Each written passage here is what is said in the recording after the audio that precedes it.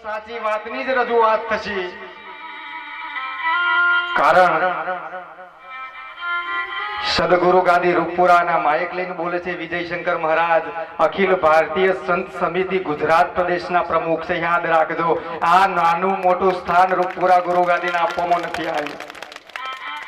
સમગ્ર ગુજરાતના 450 ગુરુઓ વિજયશંકર મહારાજના સાનિધ્યની અંદર બેસે છે.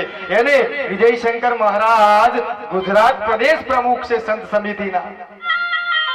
એટલે આ બધી વાતો ખુલાસીને કરી શકાય, આ બધી વાતો સત્યની રજૂઆત કરી શકાય. પણ સમજી લો, દોણી હંતાડે એવા આ ગુરુ મહારાજ છે ને. અલ્યા વિચાર તો કરો, શિયાળો ભેગો કરવો એના કરતો એક જ સિંહની ભાઈબંધી કરવી બાપ. શિયાળો ભેગો કરીને શું કરવો? એક સિંહ મળી જાય. રાધેશ્યામ, શિયાળો ભેગો કરીને શું કરશો? એક સાચા સદગુરુ સિંહ મળી જાય. પણ ખીચડી બધોય ની થાય, બધાય ચોખાની ખીચડી થાય, પણ ગુજરાત 70 એટલે ગુજરાત 70 એની આગળ મીઠાશ આવે આવે વાહ. કરી દો તો અનુભવ કોક દિવસ. ખીચડીઓ તો બધી થાય, પણ જે ગુજરાત 70 આરે ના આવે ના આવે અને ના આવે બાપ, એટલે 100 સિંહની અરે 100 બકરોની ભાઈબંધી કરવી ને શિયાળોની, એના કરતો એક સાચા સદગુરુ સિંહની ભાઈબંધી કરજો. એ ત્રીજી ભૂમિકા જે મળી છે, એ ત્રીજી ભૂમિકા મળી છે એ ધર્મપત્નીની મળી છે. અને બહુ લાંબા સમય આવ્યો ને ભૂરખલમાં, એટલે આજે તો કહું દબાઈને સત્સંગ કેવો બાપ. કોઈ મન દુઃખ ના કરજો. 35 વર્ષનો વણો વહી ગયો. મારા બાપો જવાનો હતો ને તારે પ્રોગ્રામ થયેલો. આજે ફરી મારો નંબર આવ્યો એટલે વાત કરું ને. આ તો ઘરનું પરવામણું છે. આ ભૂરખલ એટલે મારા પોતાનું વાયેલું છે, મારા બાપાની ખેતી છે ને. અહીંયા કશું નવું જૂનું છે. અહીં તો વાયેલું હતું ને, માત્ર ખાલી અમુક જ્ઞાનનું પાણી ચાલવાનું છે હે ને. સદગુરુ ચંદ્રશંકર મહારાજે 35 વર્ષ પહેલો વાયું હતું, પણ શું કરીએ, બગહરો હો નો ભેગો થઈ ગયો. સોના ને ક્યાંથી લાગે કા સંસારી મનવા, સોના ને ક્યાંથી લાગે કા. પણ ઝારનો બગહરો બહાર પડ્યો છે ત્યારે સોનું દબાઈ ગયું છે સાહેબ. બગહરોની કિંમત 50 રૂપિયા છે, અને મારી માં કદાચ આખા લગ્નમાં બગહરું પહેરીને ફરી વળે ને તો અહીં ખબર ના પડે કે બગહરું છે કે હોનું છે બાપ. કોક ઝવેરી હોય ને એવો જ પરખે કે બગહરું પહેર્યું છે કે હોનું પહેર્યું છે બાપ. બગહરું પહેર્યું કે હોનું પહેર્યું, ઘણોએ બગહરોની ભાઈબંધી કરી. પણ યાદ રાખજો, 50 રૂપિયા તોલાશો, પણ જયારે સોનાની સુગંધમાં ભરશો ને તો 50,000 રૂપિયા તમારી ગુણવત્તાની કિંમત થશે. પણ ઘણોએ બગહરો આદર્યો છે.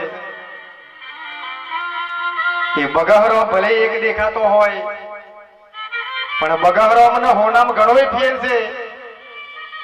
સોના ને ક્યાંથી લાગે કા એ સંસારી મનવા, સોના ને ક્યાંથી લાગે કા.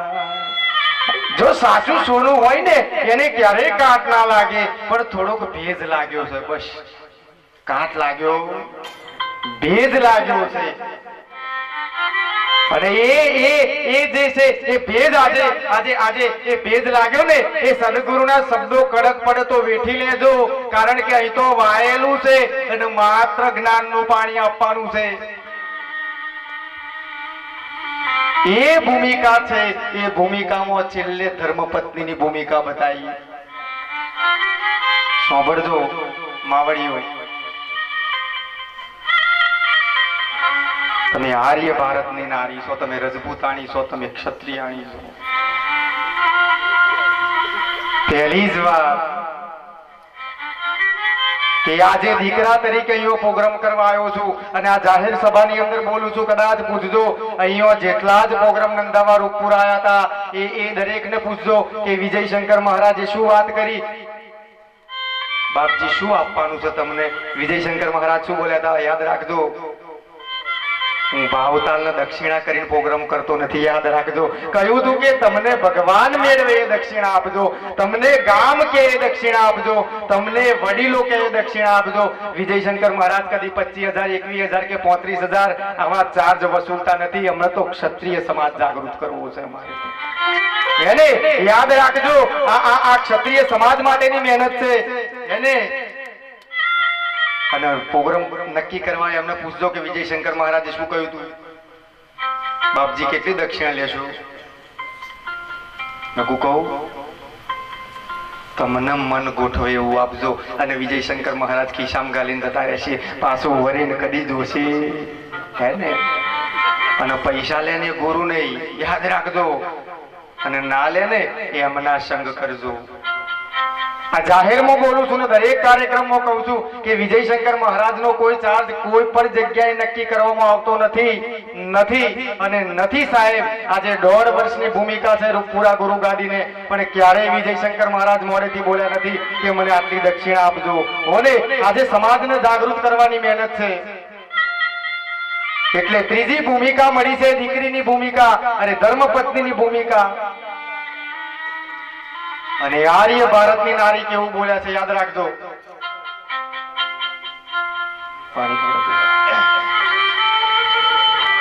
અને એ ભૂમિકા આર્ય ભારતની નારી બોલી શકે ને શું બોલ્યા છે? હો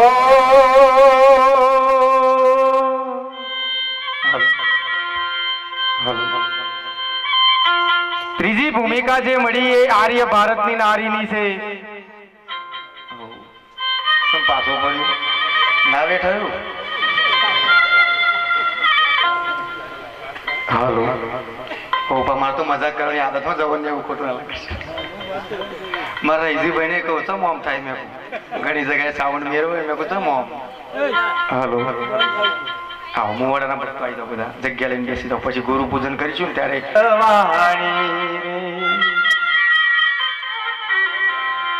સુરતાણીઓ રાખો. જો બે મન થયો ને તો મજા આવે.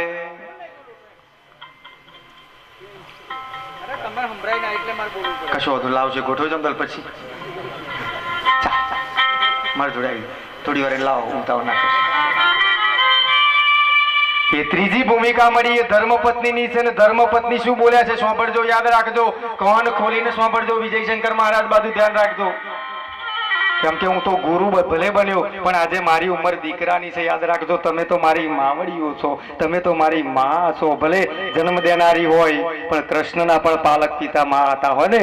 ભલે મારી ભૂમિકા સદગુરુની છે પણ આ જે બેઠી છે ને જગદંબાઓ બધી મારી માં છે અને મારી માવડીઓ છે. અને માવડીઓ માટે આજે આ ખાસ સત્સંગ છે. સુંદર એમ કહેવાય કે ગુરુના વધામણો ગયો.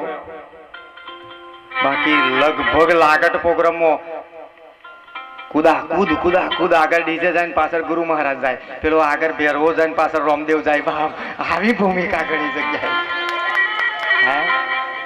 પણ આજે મને આનંદ થયો કે હે ને હજુ સંસ્કૃતિ જળવાઈ રહી છે, હજુ સંસ્કૃતિ પકડાઈ રહી છે. બાપ હજુ સંસ્કૃતિ ભૂખાઈ છે. એ માએ કેટલા સરસ એમ કહેવાય કે ગુણગાન ગયા. એ આર્ય ભારતની નારી છે અને આર્ય ભારતની નારી શું બોલ્યો છો સાંભળજો. રજપૂતાણી કેવું બોલ્યા છે.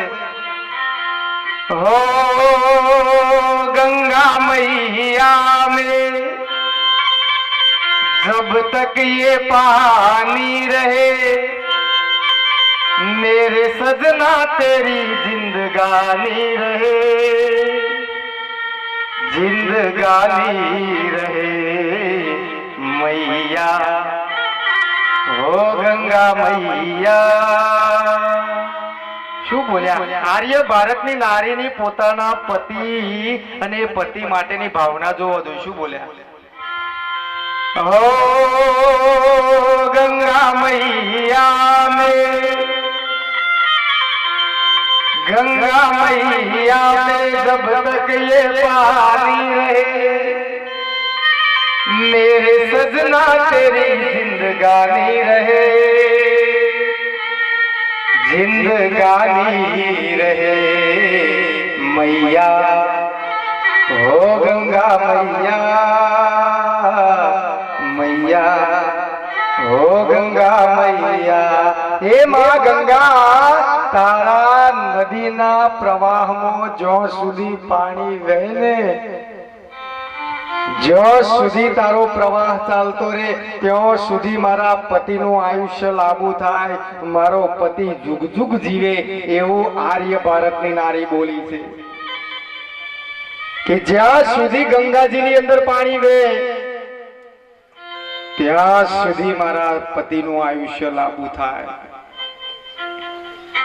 એ આર્ય ભારતની નારી બોલી શકે. પણ હમણાં જ મારો પ્રોગ્રામ ચાલતો હતો,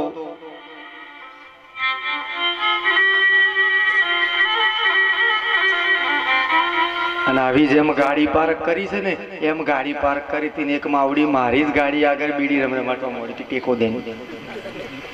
મેં કહું માં, ચાલુ માઇકમાં મેં તો કહ્યું, મેં કહું માં કે ગુરુ મહારાજ આપણને બીડી બીડી પીધા વગર કે ચાલે? અલ્યા પણ માં ગુરુ મહારાજની ગાડી આમ તો તું કે ગુરુ મહારાજ ગમે તેની ગાડી હોય પણ કે અમારે તો કે જોઈએ જોઈએ અને જોઈએ. એ ત્રણ ભૂમિકા જે મળી છે નારી હોય તો આ ત્રણ દુર્ગુણ કદી આવવા ના જોઈએ. એક પહેલી ભૂમિકા માં, બીજી ભૂમિકા દીકરી અને ત્રીજી ભૂમિકા જે મળી છે એ ધર્મપત્નીની મળી છે. અને જ્યાં સુધી એ માવતર એ દીકરી અને ધર્મપત્નીની અંદર વાત નહીં આવે ત્યાં સુધી આ સમાજમાં જાગૃતતા નહીં આવે. પણ શું કરીએ બાપ, એક જગ્યાએ 10 ઝાડની લાઈન હતી, સાંભળજો. એ 10 ઝાડની લાઈનની અંદર એક ઝાડ કપાયું, 2 ઝાડ કપાયું, 3 ઝાડ કપાયા, શૈલેષ 4 ઝાડ કપાયા. ભજન નહીં કરવું, ભજન કરવું, ભજન બાજવાનું એવું જ નહીં. હા, એક ભજન લઈ લઈએ પછી લઈ લઈએ વાત. કેટલી હતા વાતમાં? હા,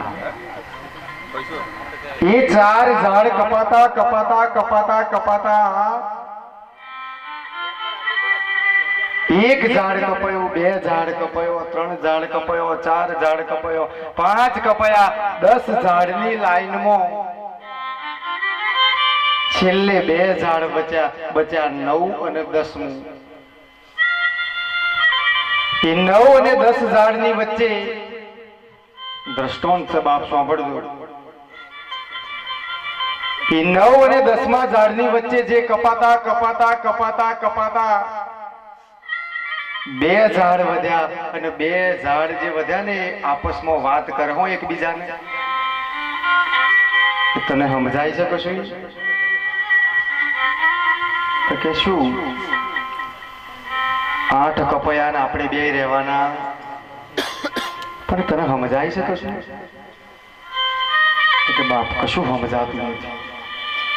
એટલે 9 અને 10મા ઝાડની અંદર 10મું ઝાડ બોલ્યું. આ દ્રષ્ટાંત છે, સાંભળજો.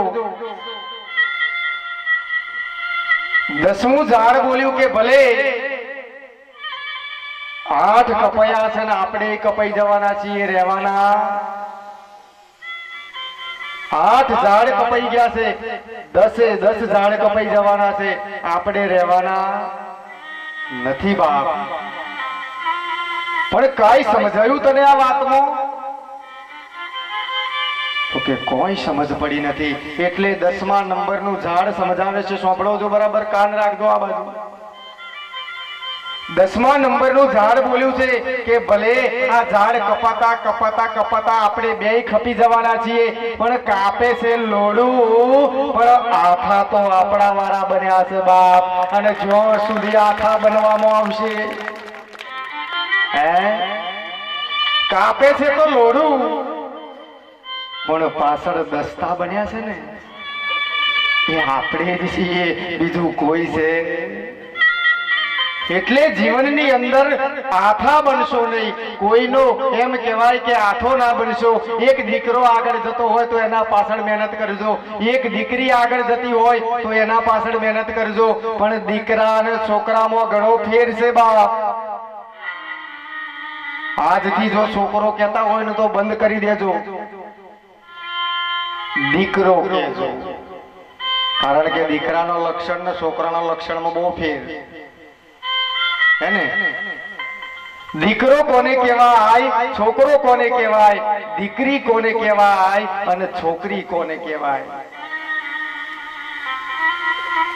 તો દીકરો એને કહેવાય કે જે બાપના દેવાને ધોઈ અને ભરપાઈ કરે, એને દીકરો કહેવાય. જે બાપનું દેવું વારે એને દીકરો કહેવાય. અને બાપના વસાયેલાની અંદર 100 ફેરવી દે એટલે તરિયો ઝાટક કરે બાપ, એને છોકરા કહેવાય. યાદ રાખજો. એટલે દીકરા અને છોકરામાં ઘણોય ફેર. દીકરો એને કહેવાય કે જે દીકરો બાપના દેવા ધોવે દી વારે એને દીકરો કહેવાય. અને બાપનું કમાયેલું વાડોમ પડી રહે ને, સમજી લેવું, તમારે ગોઠવી લેવું થોડું. બાપનું થોડું હંપટેલું હોય, બાપનું થોડું વસાયેલું હોય, એ બાપના વસાયેલામાં તરિયો કાઢે એટલે 100 ફેરવે. જે બાપના એમ કહેવાય કે વસાયેલાની અંદર 100 ફેરવી નાખે એને છોકરો કહેવાય. એટલે આજથી નક્કી કરજો કે દીકરાને દીકરો કહેજો અને દીકરીને દીકરી કહેજો. એકાદ ભજનની વાણી થઈ ગયા પછી આગળ ભૂમિકા કરીશું. બાકી ભજનની ભૂમિકા સમજાવું તમને. 9 પ્રકારની ભક્તિ બતાવી છે. એમાં ભજનની ભક્તિ એ ક્રિયા ભક્તિ બતાવી છે. એ ક્રિયા ભક્તિમાં તમે વિચાર કરો કે ગામડે ગામડે ભજન થાય, ગામડે ગામડે આખ્યાન થાય, ગામડે ગામડે આ ક્રિયા ભક્તિ થાય છે. પણ છતોય સમાજમાંથી દૂષણ નહીં નીકળતા. વિચારજો કેમ? કોઈ ગામ એવું નહીં હોય કે જ્યાં ભજન મંડળ નહીં હોય, કોઈ ગામ એવું નહીં હોય કે જ્યાં આખ્યાન નહીં થતા હોય. અને આપણી જ સંસ્કૃતિ એક એવી સંસ્કૃતિ છે કે જ્યાં ભજન ભક્તિ ભાવ અને એમ કહેવાય કે મંદિર અને શ્રદ્ધાના વિષયો છે. છતોય આપણી ભારતની ભૂમિમાં દૂષણ જતા નથી. તો આ ક્રિયા ભક્તિ છે. અને જ્યાં સુધી ક્રિયા ભક્તિ સમજવામાં ના આવે, ભજન ગવાય ખરું પણ ભજન જો ઘટમાં ના બેહે ને જ્યાં સુધી, એ ક્રિયા ભક્તિ છે ને ભજન જ્યાં સુધી ઘટમાં ના બેસે. મહાપુરુષો બોલ્યા છે, એ જી ગયેલું ગાશો તો ગોદા ખાશો, ગયેલું સમજીને ગાશો તો વૈકુંઠ માર્ગ જાશો. એ જી ગયેલું ગાશો તો ગોદા ગાશો, અને કોઈ સંત સદગુરુના સાનિધ્યમાં જઈ સમજી ગાશો તો વૈકુંઠ માર્ગ જાશો. ગંગા સતીના ભજન ગવાય, પાનભાઈના ભજન ગવાય, મીરાબાઈના ભજન ગવાય, ભરતુહરિના ભજન ગવાય, એને ગોરખનાથના ભજન ગવાય. પણ એ મહાપુરુષોએ અનુભવ લઈ અને ભજન બનાયા છે. એ મહાપુરુષોએ અનુભવ્યું અને પછી ભજન બનાવ્યો છે. થોડા કડક શબ્દો કો મન દુઃખ ના કરશો. છેલ્લે ભાતીજી મહારાજ પછી બ્રેક, પછી પાકતું 550 વર્ષ પછી બાપ બ્રેક. કેમ?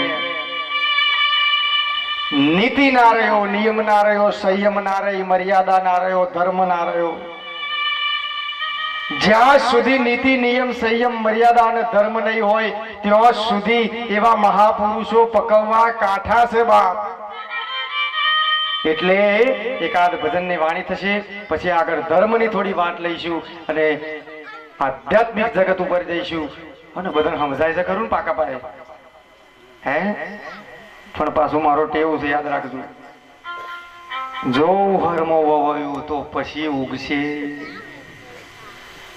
ઉહરમાં જો વવાયું તો પછી ઉગે નહીં બાપ. પણ જો ક્ષેત્રો તૈયાર હોય અને ખેડેલા વાવશો અને એમાં ગુરુના જ્ઞાનનું અમૃત જશે તો ચોક્કસ એમાં ઉગશે, ઉગશે અને ઉગશે.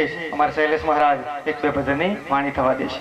બોલો કૃષ્ણ કનૈયા જય, સદગુરુ દેવનું જય. હરે હરે.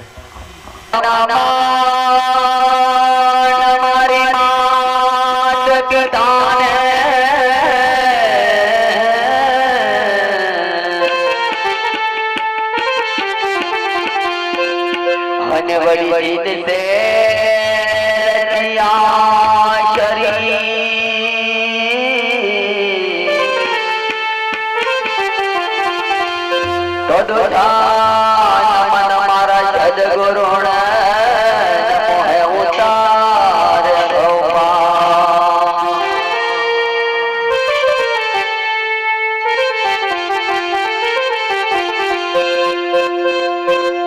તો ભટકે લાય મનની બાબાની માર ભૂલને સુધારજો